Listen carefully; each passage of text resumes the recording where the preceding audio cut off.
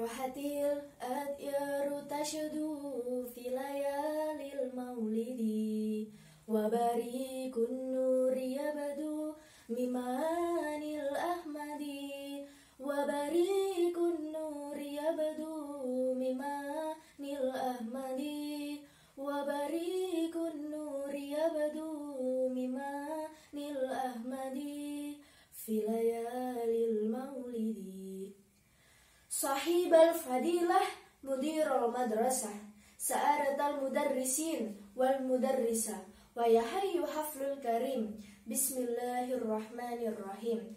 Assalamualaikum warahmatullahi wabarakatuh. Alhamdulillahirabbil alamin alladzi bi ni'matihi tatimmus salihati wa bil amali wa ta'ati tatimul hayatu wa tanazzalul barakah. Asyhadu an la ilaha illallah wa asyhadu anna Muhammadan abduhu wa rasuluh. Allahumma salli wa sallim ala sayyidina Muhammadan sallallahu alaihi wasallam wa ala alihi wa sahbihi wa man ittaba'a atharahul baqiyati ila an taquma as-sa'a amma ba'd. Pagi hari memetik tomat, memetiknya di kebun paman. Kuucapkan salam hormat untuk juri dan para hadirin sekalian. Segala puji bagi Allah, Zat yang Maha Ghafur, Zat yang Maha Syukur, yang telah memberi kita beribu-ribu nikmat yang tidak terukur. Nikmat iman, nikmat Islam, dan nikmat sehat walafiat. Salawat serta salam semoga tercurah limpahkan kepada Nabi akhirul zaman, yang akhirnya saja membuat goncang alam semesta, membuat heboh para malaikat. Dan jika bukan karenanya, Allah tidak akan menciptakan alam semesta ini.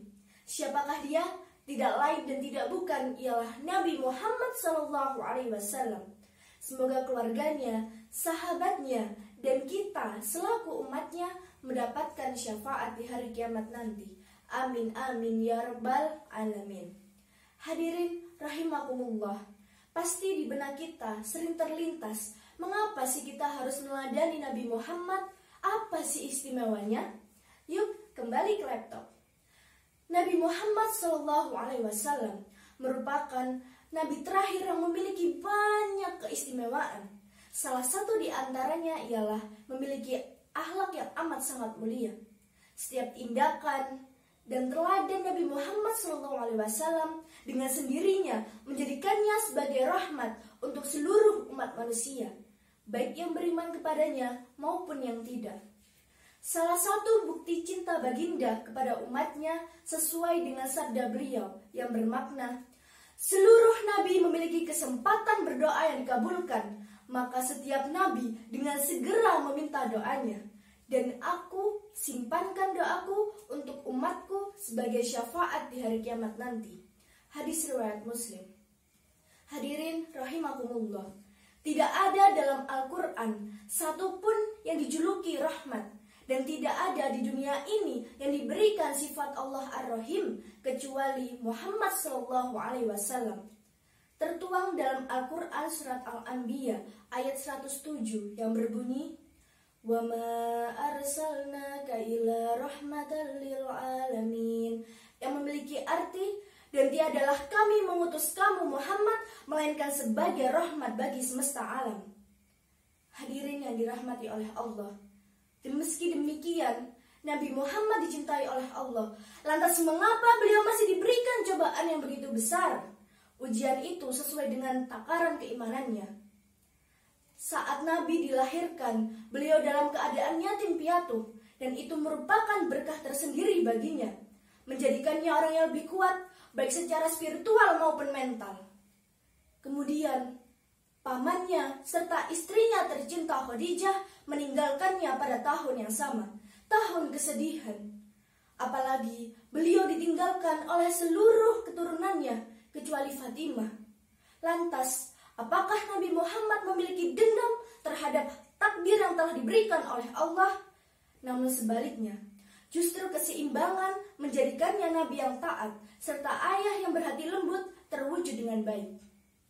Dalam perang Uhud, ketika musuh yaitu orang-orang Mekah menyerang kaum muslim, Nabi Muhammad mendapati kepalanya yang terluka dan gigi depannya patah.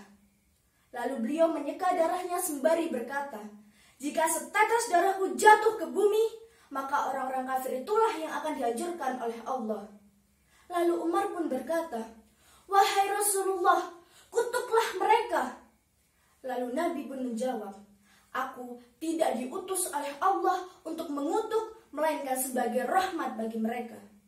Lalu Nabi pun bersabda, "Ya Allah, bimbinglah umatku." Disahihkan oleh Al-Albani.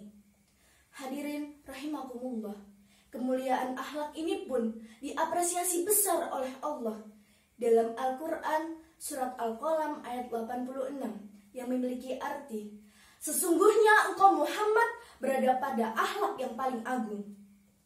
Terdapat 4 sifat yang perlu kita contoh, kita teladani, kita amalkan dan kita renungkan dalam kehidupan sehari-hari. Sidik jujur, amanah dapat dipercaya, tablik menyampaikan, fatonah cerdas. Sifat-sifat itulah yang menjadikan dasar kepribadian Nabi Muhammad dalam menjalani setiap nilai kebaikan dan egaliter dalam bersosialisasi. Sehingga peristiwa Maulid Nabi Muhammad SAW ini merupakan momentum untuk introspeksi diri. Kura-kura merangkak di atas tanah, merangkak hingga ke belakang rumah. Semoga pidato saya membawa berkah sebagai lentera di alam barzah. Berbaris salat namanya saf, mahri tiba matahari terbenam. Bila ada salahku mohon maaf, akhir kata aku ucapkan salam. Wallahul muwafiq ila aqwamit thoriq, wallahu alam bissawab. Assalamualaikum warahmatullahi wabarakatuh.